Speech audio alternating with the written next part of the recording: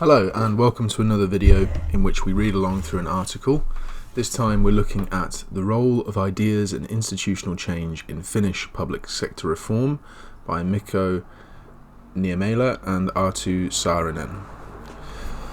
As always, it's important to make a note of the date. So bearing in mind this was published in 2012, a full 10 years ago, and you've probably heard me say this a few times now, but this by no means makes the article irrelevant. If anything, this makes the article really worth looking at, because we can replicate, or at least a good article allows us to replicate, the study, and a further 10 years would be interesting to look at, especially regarding how or whether the factors explored in the article have changed. So with that in mind, let's have a look at the abstract. The abstract tells us that this is going to be looking at, as the title suggests, institutional change and the role of ideas in the Finnish public sector reform, but specifically from the late 1970s to 2007. As we well know, from the late 1970s onwards, there is the new public management revolution, so to speak, which suggests that this article is going to engage at least with that literature. As we know, the main purpose is to look at the ideas advanced in favour of legislative reform, so we're going to be mostly looking at the democratic shifts in terms of the institutional legislature of Finland, as well as the ideational changes behind the public sector reforms. So we're not just looking at the reforms themselves, but why they have taken place, not in a material sense, but in an ideational sense. What is the ideological and ideational contexts and environments that are necessary for these changes to have taken place. It mentions here policy blueprints, ideological weapons, and cognitive locks. The article goes into those, so I won't explain them too much here, but they are the key theoretical terms that this article is going to be using. Moving on to the introduction. As any good introduction does, this tells us that we're going to be looking at welfare programs. Any good article will tell us what the focus will be. So this is going to tell us to look at the welfare state and the two prevailing schools of thought with regards to welfare program changes. The first is the long periods of stability, periodically interrupted by exogenous shock, and the other is that big changes rather than big changes responding to big shocks, there are incremental and creeping changes. Here we have an explicit statement of the purpose of the article, which is to contribute to the theoretical literature on institutional change through examining the role of ideas in Finnish public sector reform. This I've highlighted here. Policies are often changed in major ways within relatively short windows of opportunity, because it's of a particular interest for us regarding the period of time looked at, and it's a quick engagement with the two broad approaches laid out. This is a very brief historical framing of the article and helps us to understand why we're looking at the period of time that we are. So as the article lays out in the abstract, we're looking from the 1970s to 2007, but part of the reason that we're looking at the 90s is because they offer such an example of the window of opportunity just mentioned. A couple of highlighted quick facts. So Finland had a serious depression. GDP declines by 13% and unemployment rises to 18% following the 2008 crash. And here, especially, old ideas regarding equality were incrementally replaced by new ideas stressing productivity and competitiveness. Anyone who's familiar with the new public management reforms and the revolution that initiated will be familiar with the implications here. So here we move on to the actual article itself. The focus is on an empirical exploration of whether the role of ideas differs between different policies and in different institutional situations within the public sector. This is a specific contribution of the article. What is this going to do?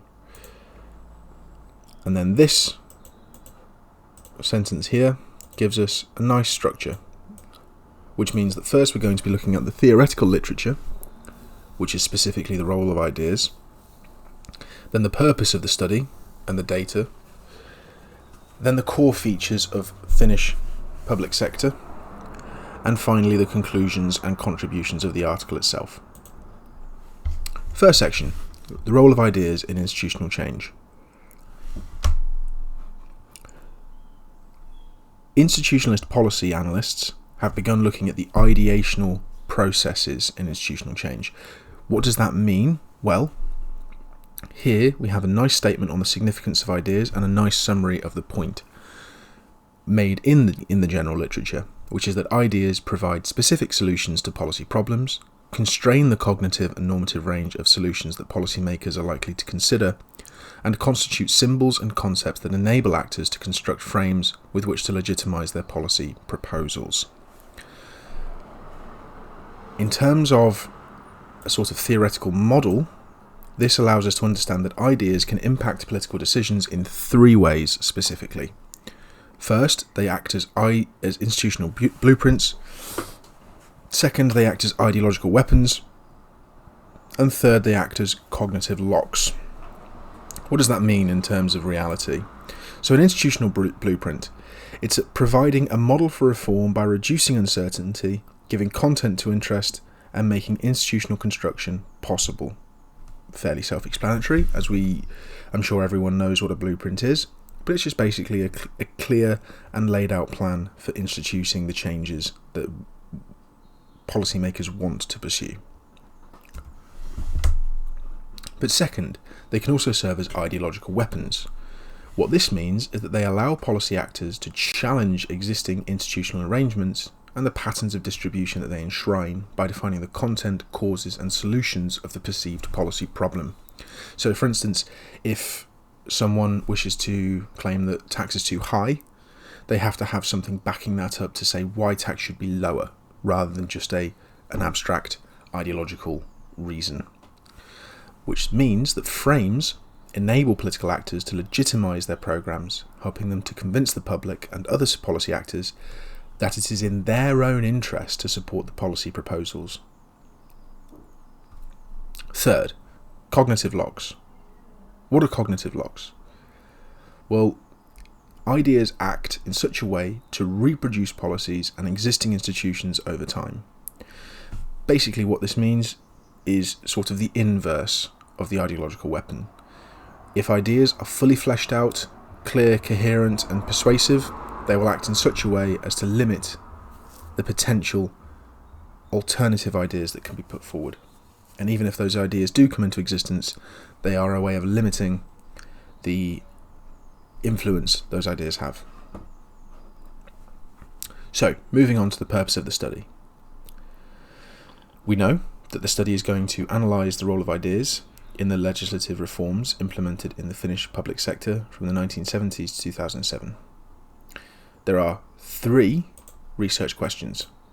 The first is, what kind of ideas have influenced policy changes? So we're looking at the ideational changes. What are the intellectual contexts of these changes? 2, the role of ideas. So not only the ideas that have influenced them, but specifically how. What roles have ideas played? 3rd, what's the relationship between that role of ideas and the mechanisms of institutional change?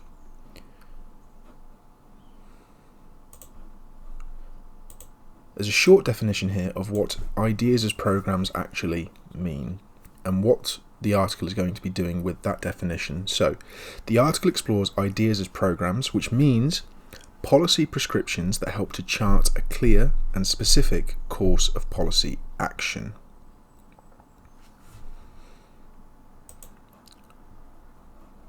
The rest of the paragraph goes through the sort of empirical methodology. You can read it in your own time, but the point here is that it helps us to understand and frame what we're going to be actually looking at. Then, this paragraph explains the data that will be used, which in this instance is an empirical analysis of parliamentary policy documents. And therefore, the analysed policy documents offer a useful basis for examining ideas and ideational changes, because they describe the challenges faced in a given situation and outline new solutions to the challenges at hand.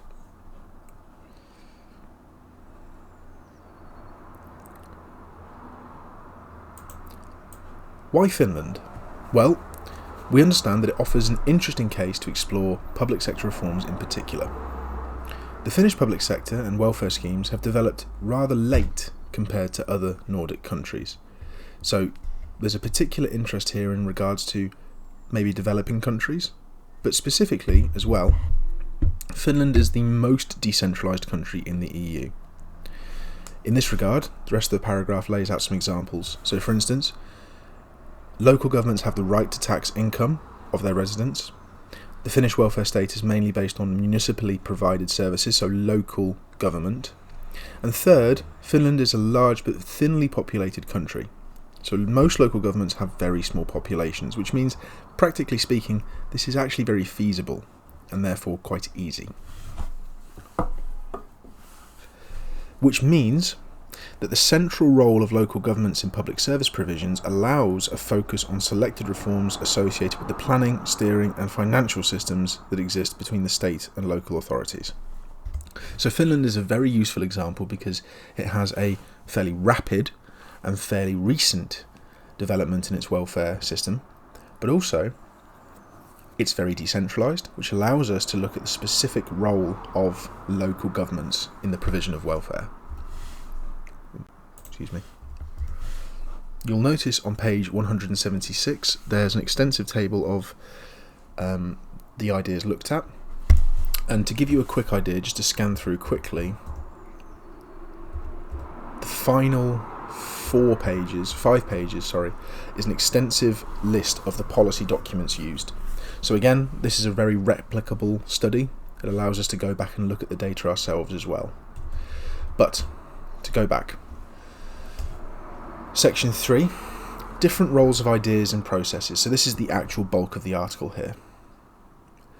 The literature on public sector reforms shows there are many components and doctrines that characterise public management and administration reforms in general. As the next paragraph suggests, or says quite explicitly, there is no single route followed by all countries. It would be worth, I think, the author explaining why that's the case, rather than just a sort of brief reference to varying national traditions. But also, there's not really much of an awareness of how that might limit the applicability of the study. Regardless, it's an important point to make. So, short historical sections, this one, the next subsection and the subsection after, but there are 3 key points to be aware of with regards to this subsection. Vltava, 1984, the Parliamentary Committee on Decentralisation, 1986, and the Free Municipality Experiment from 1989 onwards. So what do they mean? Well, as we know, new public management became very influential towards the end of the 1970s. As a result, there were a series of systematic reforms launched during the 1970s, but intensifying towards the end of the decade, and really coming to fruition in the 1980s. So, for instance, the Vltava reform was a starting point for the development of the Finnish public sector. Vltava concerned the planning and state planning and subsidisation of social welfare, and the idea of decentralising the administration and simultaneously expanding the role of the private sector was carefully put forward as an answer to the problems of public administration. If you're familiar with the literature on new public management, you can see how this fits in with the wider ideational context in which new public management fostered and grew. And this continues through the 1980s. I've highlighted a few points in green, which again you probably remember is where I think there's some particularly important points being made. The outcome of the committee's work on parliamentary decentralisation was a breakthrough in fostering new attitudes. So this isn't necessarily a breakthrough in terms of actual policy formulation, but it's a breakthrough in terms of the ideational context. Okay, the wider ideational context in which ideas can be put forward began to shift in favour of new public management and decentralisation, specifically through a customer-oriented approach, which again, very new public management. Next step was the Free Municipality Experiment, begun in 1989. It's based on other Nordic countries' experiments, such as those in Sweden and Denmark and Norway, but the idea here is that it's intended to reduce central government steering in the municipalities selected to participate in the experiment. This paragraph is particularly interesting because it notes why the path of incremental change was chosen.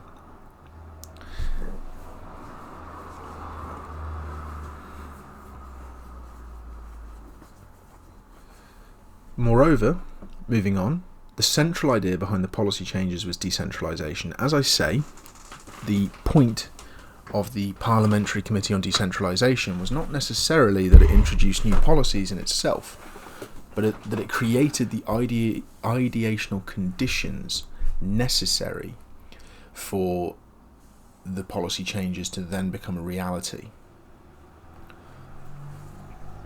In this regard, we think, that the Finnish reforms thought of local self-government as a route to responsibility and strengthening of their authority. And the bill stated that the current system limits the choice between alternative policies and activities in order to take into account local circumstances. The idea here is to simplify systems and make them more flexible. Okay, so again, we see an element of new public management appearing in regards to choice and empowering the public as a consumer. The interesting thing is that when you phrase government as being more responsive and more local, this requires knowledge of local circumstances to shift closer to the citizens. Okay, it's inevitably in favour of decentralisation. It's almost impossible to make an argument that government should be more responsible and more centralised at the same time. Regardless,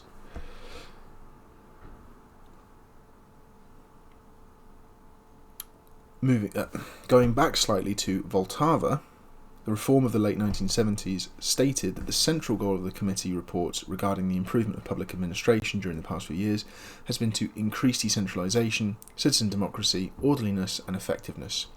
So all of this was done with an eye to decentralisation. However, that's the late 70s and 80s into the early 90s, but then we have the period of quite systematic financial crisis. So there are key points to be made in this subsection.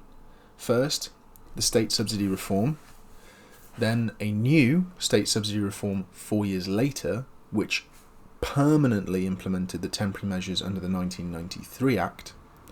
Third, the Reform of Municipalities Act 92, and fourth, the Local Government Act. So, within the context of decentralisation, this paragraph points out that the government of the early 90s placed more of an emphasis on economic efficiency and increased productivity through decentralisation. So at a time when economics is high on the agenda and economic lack of productivity and inefficiency, is the key problem, decentralisation is framed as an answer. The most essential public sector reform was the state subsidy reform of 93. What it did was include the decentralisation of the central administration control system. So this is a decentralisation of finances and not just responsibility.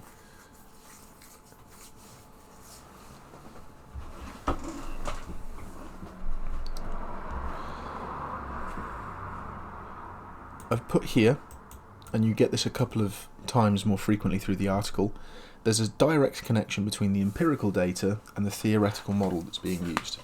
So from here, they state explicitly that from an ideational perspective, it is important to note that the idea behind the SSR was decentralisation and that it acted as an institutional blueprint. So if you remember, an institutional blueprint is a way for interested and ideologically motivated parties to give substance to their ideas.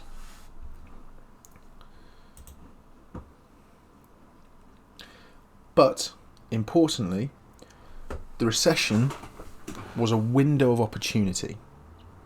So, whilst there was the whilst there was the institutional blueprint, the context is essential. The material context is essential for the ideational blueprint to become, the institutional blueprint to become relevant at all. Okay? Which means that the new ideas also served as an ideological weapon.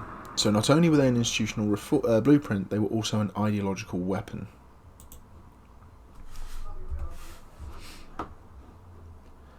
This is an interesting point. The ideational shift happened after the slump of the mid-90s. The reason...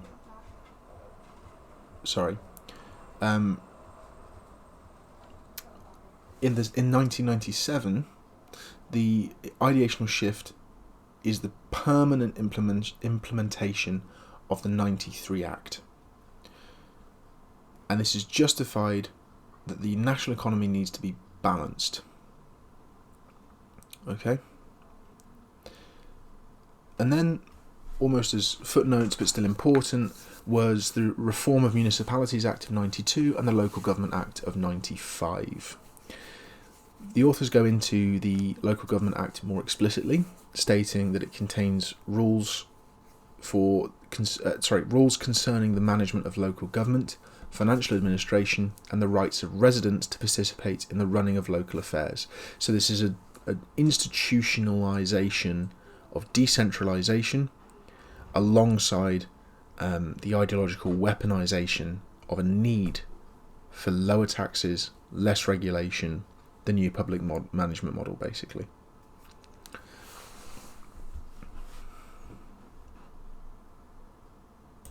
And again, you see here another connection of the data to the theoretical model being put forward.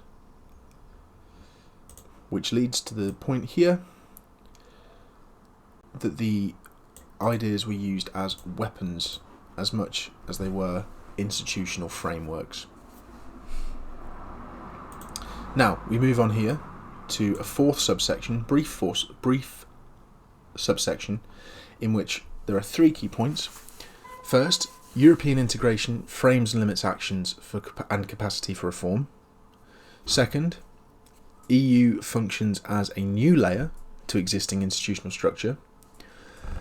And third, the programmes with applying EU directives to Finland is evident in the limitation by the fact that NGOs typically and historically play a role in the service provision of the welfare state in Finland. So that's because the subsection is so brief. That's a summary of the point. So we're not going to go through it deeply, but it is worth bearing in mind because obviously with the accession to the EU, this really changes the layers of institutionalisation in Finland. Which brings us to the fourth subsection and the key points to be aware of here. First, Municipal Allocation Act of 98. Second, the Regional Cooperation Experiment of 2002. And third, the PARAS project of 2005. That third one is the most important, so we'll go through this section closely. So now as far as local government is institutionalised in the Finnish system, the debate becomes changes in local structures. And the focus moved on to merging multiple municipalities. The reason, or the proposed reason, was this would be a way for allowing local government to function more efficiently. And as a result, the regional cooperation experiment of 2002 was launched.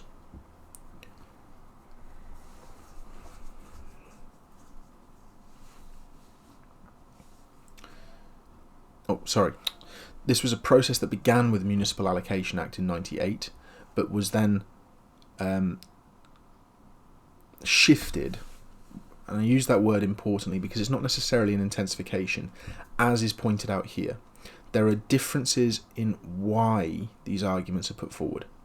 So the MAA emphasised cost efficiency.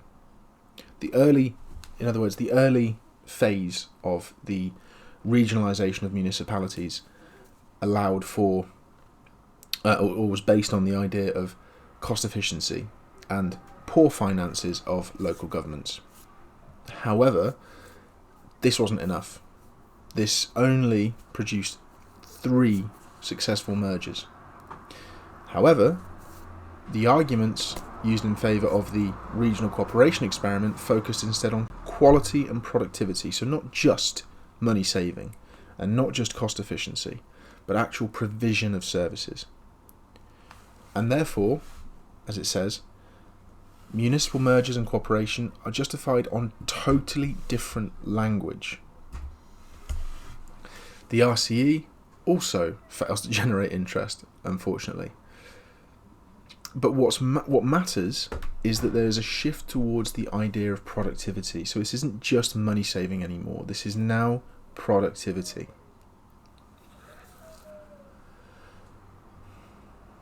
Moving on, it mentions here that a working group in the government sets up the Basic Public Services Programme, which is to assess the need for structural changes. So are structural changes even necessary? What's important from a sort of critical perspective is that the fact that question is even asked puts it on the agenda. In other words, the genie's out of the bottle at this point. Once you start to ask about the need for structural changes are pretty much guaranteed, in one direction or another, but the fact that you have to talk about them suggests that they matter. And the launch of the PARAS project is the most important part of the push towards productivity. I've noted here that there are 2 objectives to the PARAS project. First, a restructure of local government and services financially. And 2, the idea is that there should be a provision for a structural basis for larger local government units in the future. What matters is this first sentence immediately after. The first objective has been almost entirely forgotten. However, the project is still ongoing. What's worth pointing out, again, is that this article was written 7 years after the launch of the PARAS project. It would be really interesting to see how far that has gone since. So, if anyone's interested in doing something on that, that might be worth a dissertation. What matters is that there have been results. Since the implementation of the PARAS project in 2005, there have been 52 municipal mergers, decreasing the number of local government units by 90 across 4 years. Okay? Once again, we see a bringing back of the data to the theoretical model that's being used. The general idea of Finnish economic policy as an emphasis on productivity and competitiveness has since the early 2000s served as a cognitive lock. Okay? Other ideas or challenges to this prevailing consensus have struggled to break through. That's the important part here.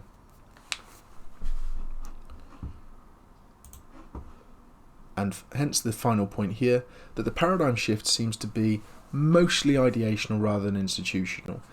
So there has been limitations. The ideational context has changed, but that doesn't necessarily mean that this has actually been carried forth into successful institutional changes. Which brings us to the conclusion. The Finnish public sector reform provides an interesting case to explore ideational and institutional changes.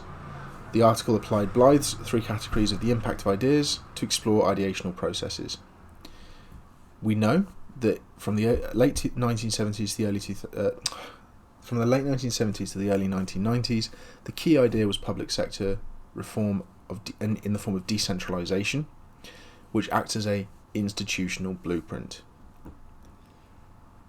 which allows for the embedding of ideas and structures and the institutionalisation of the idea of decentralisation. For example, in the 1997 change to the local government structure. Granted, that's a little bit past the early 90s, but that's the result of these early institutionalizations. And it's the actual economic recession of the first half of the 90s that creates a window of opportunity to get these changes actually pushed in.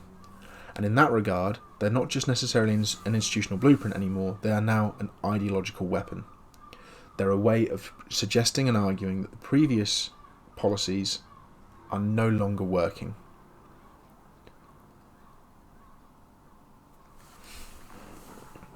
But this doesn't necessarily translate into reality. The most important effect of the recession was ideational rather than institutional.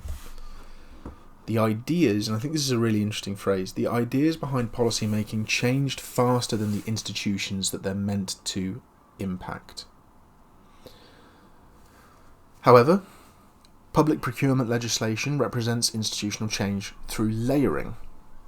So the impact of joining the EU, which means that the EU was an influential actor in issuing directives for public procurement.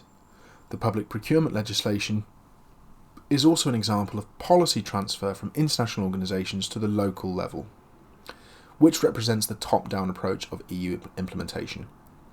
But again, the EU has a more powerful ideational impact rather than institutional, which means they begin to serve as a cognitive lock behind reforms. There's a struggle to challenge this hegemony, and means the paradigm shift is institutionalized at this point. But as it says, and I think it's worth just putting in green for clarity, there is no clear relationship between the different roles of ideas and the process of change. Ideas can guide different subsystems of the public sector, but incrementalism has also not blocked significant changes in the Finnish public sector. Finally, the foundation that ideational change has been faster and to some extent more radical than institutional change holds implications for future research. So, as we know, good articles gesture in the direction of future research. Suggested here, it's worth questioning whether, it's worth looking at decision-making processes and the direct relationship between ideas and institutional change. So, that's the end of this article. Thank you again very much for listening along. I hope this has been helpful, and I'll see you in the next video.